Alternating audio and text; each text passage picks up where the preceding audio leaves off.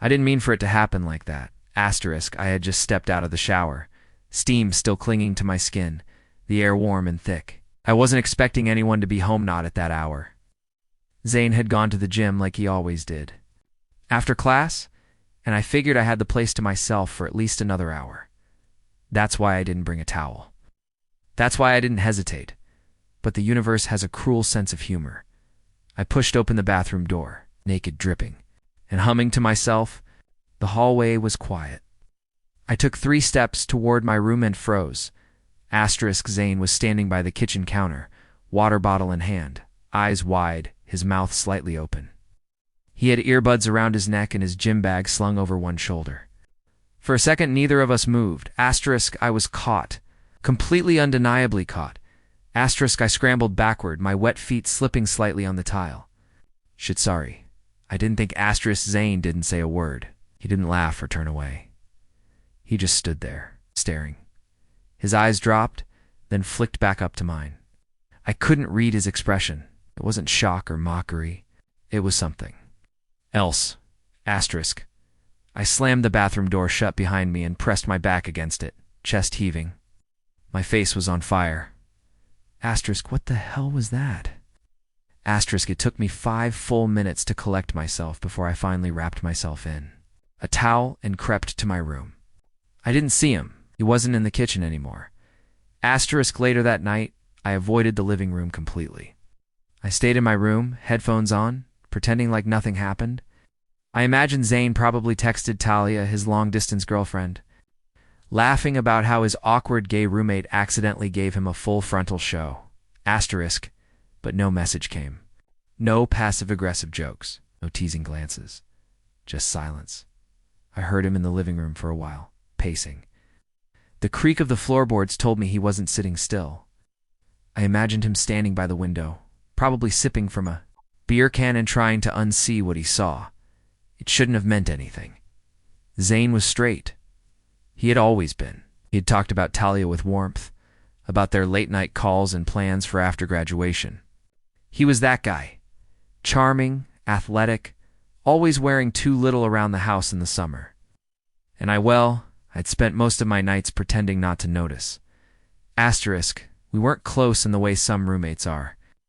We didn't share everything, but we got along. Laughed at dumb shows. Ordered pizza during finals week. I knew his favorite protein shake flavor. He knew I hated mornings. Asterisk, I also knew, deep down, that I liked him more than I should. Not just because he looked like a walking Calvin Klein ad with his shirt off, but because he was kind, stupidly kind, and it was killing me slowly. Asterisk, that night, I lay in bed, every nerve on fire. I tried to push the memory down, to forget the look on his face, but I couldn't. It wasn't the kind of look you give someone by accident. Asterisk, was it confusion? Curiosity? Asterisk? Or, worse, was it desire? Asterisk, no. That was impossible. I was projecting. Had to be. Asterisk, the next morning, I woke up early, earlier than I needed to. I padded into the kitchen with my hoodie still halfway over my head, just in time to see Zane pouring cereal into a bowl. He glanced up. Our eyes met. Asterisk morning, he said casually. Asterisk morning, I mumbled. Reaching for the coffee, asterisk, neither of us mentioned it. The naked thing, the hallway, the stare, asterisk, but something had shifted. I could feel it in the silence, in the way he looked at me when he thought I wasn't paying attention. His eyes lingered just a second longer than they used to. He laughed a little softer, spoke a little slower, and I felt like I was on the edge of something dangerous, because no matter how hard I tried, I couldn't stop replaying that moment. The look in his eyes, the silence between us, asterisk the fact that, for 3 seconds, he didn't turn away. Asterisk the days that followed were strangely calm. Asterisk Zane didn't act weird. If anything, he was more relaxed than usual, more present. He'd knock on my door before entering any room now, which was new. We started asking if I wanted to watch TV together in the evenings. I offered to share. Whatever food he brought home, it was like nothing had happened, and yet everything had. Asterisk, I kept waiting for the joke to drop. Ow. A teasing jab. A smirk. Something. But instead, I got silent sand then. Something worse. Warmth asterisk one night, about a week after the hallway incident. He was lying on the couch after a long gym session. The lights were low. Some show was playing that neither of us were watching. I could tell he was tense. His hands kept rubbing at the small of his back. Asterisk, you all right? I asked. Asterisk, he gave a soft groan. My back's killing me. I went too hard on deadlifts again. Asterisk, I hesitated before offering. You want like a massage or something? I mean, I took that sports therapy class in undergrad. I kinda know what. I'm doing asterisk. He looked at me. His expression unreadable. Then after a second, yeah, actually, that'd be amazing. Asterisk. I sat behind him on the couch, palms warm, nervous energy rushing through me. He pulled off his t-shirt with one hand, revealing his sweat-glossed shoulders. I tried not to look at the way his skin glowed in the soft light. Focus, Noah. This is supposed to help, nothing more. Asterisk, I placed my hands gently on his traps and started to knead. He let out a low, surprised sound, half groan, half sigh. Asterisk, damn, he murmured. You weren't lying. You're actually good at this. It's asterisk. Thanks, I muttered, trying to keep my voice steady. Just breathe. Asterisk. My fingers moved slowly down his spine, careful but firm. Every time I touched a tight knot, he shifted beneath. Me, letting out soft exhalations that made the hairs on my arms rise? I wasn't supposed to be enjoying this. It's not like this. Asterisk, then, he leaned back into my hands, just slightly, intentionally. Asterisk, his head tilted back, his cheek brushing my wrist. I froze. Asterisk, Noah, he said, his voice low. Is this weird for you? Asterisk, I swallowed. A little, but not in a bad way. Asterisk, he turned then slowly until he was half facing me on the couch. His eyes searched mine. I haven't stopped thinking about that night, he said quietly. I didn't answer. My heart pounded so loudly, I thought he might hear it. Asterisk, he looked down at my lips. Back to my eyes. Is this something you want? I opened my mouth, but before any words came out, he kissed me. It was tentative. Barely there, like he wasn't sure he was allowed. But he didn't stop. And I didn't pull away. Asterisk, the second kiss was firmer, nettier. His hand found my thigh. I gripped the back of his neck, pulling him closer. Weeks months of unspoken. Tension spilled out of us all at once. The way his lips moved, the heat of his body, the quiet gasp when our chests touched. Asterisk, he pushed me gently down against the couch, hovered above me. His hands trailed under my shirt, and I arched into his. Touch. Asterisk, Noah, he whispered. God, what are we doing?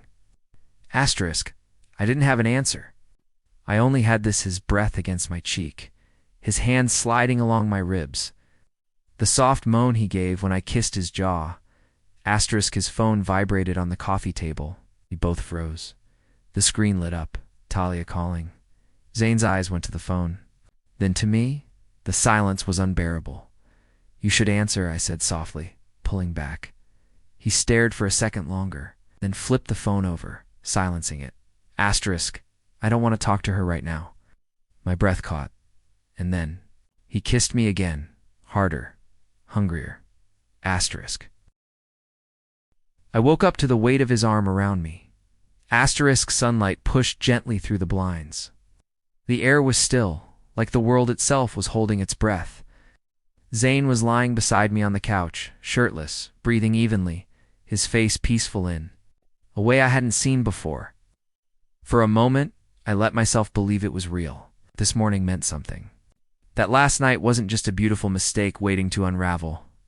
Asterisk, but reality. Like light has a way of leaking in. Asterisk, his phone was face down on the table. And when I reached for it out of habit or guilt, I saw the notifications stacked. Like bricks, asterisk 13, missed calls, 5 unread messages, all from Talia. Asterisk, I sat up slowly, trying not to wake him. My body still ached in all the best and worst ways. My heart, though, felt heavier than it should have. Asterisk. Zane stirred. You're up early. Asterisk. I glanced at him. So are you. Asterisk. He rubbed his face and exhaled. Did you sleep at all? Barely, I admitted. Silence. Asterisk then. I asked it, the question that had burned a hole in my chest all night. Asterisk, was that a mistake? Asterisk. He didn't answer right away. Sat up, ran a hand through his messy hair, then looked at me like he was standing on the edge of something deep. Asterisk. No, he said finally. It didn't feel like one. Asterisk. I nodded, but the ache didn't ease. Asterisk. Zane stood and started pacing, grabbing his hoodie off the floor. He looked like someone trying to find words inside a storm. But it changes everything. I know, I said. I care about Talia, he went on, but with you? Last night, asterisk. You don't have to explain, I interrupted gently. I know what it was. Asterisk. His jaw clenched. You don't? Asterisk. He sat down again, closer this time. His voice dropped. I didn't plan this. I didn't even think I was capable of whatever this is. But when I kissed you, Noah, it felt more honest than anything I've done in months. Asterisk. I blinked, unsure if I should feel relief or heartbreak. Asterisk. So what now? I asked. Asterisk. He looked away. I don't know. I need to think. I need space. Of course he did. That night, he didn't come home. I sat alone on the couch, wrapped in a blanket, staring at the dark screen of the TV. My phone stayed silent. No texts. No knocks. No apologies. Asterisk. The next evening, the door creaked open. Zane stepped in, his eyes red, his clothes wrinkled like he hadn't slept. He dropped his bag near the door. I talked to her, he said softly. I waited. Asterisk. She cried. I cried. I told her I'd been confused that something happened, but I didn't tell her it was you. Asterisk. Why not? I whispered. Asterisk. Because I didn't want to hurt her more than I already had. And because I'm still figuring out what this means for me. He walked closer, then stopped a few feet away. I don't regret what we did, he said. What? I don't know who I am right now. Asterisk. I nodded. You don't owe me anything, Zane. Asterisk. He flinched at that, like it hurt. That's the thing. I feel like I do. Asterisk. I didn't respond. There wasn't anything left to say. Asterisk. The next morning, I woke up to find his bedroom empty, the closet half closed. His sneakers gone from the hallway. A note on the kitchen counter read, Asterisk. I'm sorry. I just need time. I hope that's not asking too much. Z asterisk. I stood there for a long time, holding the note between shaking fingers. I pressed it to my chest before folding it carefully and placing it in the drawer beside my bed. Asterisk. A week passed, then 2. No messages, no visits, nothing.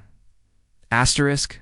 But sometimes I'd wake up in the middle of the night, the couch creaking from memory, and I could almost feel his hand on my back, his breath in my ear. That desperate way he had whispered my name. I told myself it was better this way, cleaner, safer. But deep down, I knew I'd never forget what it felt like when he chose me. Even for just one night, and even deeper still, I feared I might never stop hoping he'd choose me again.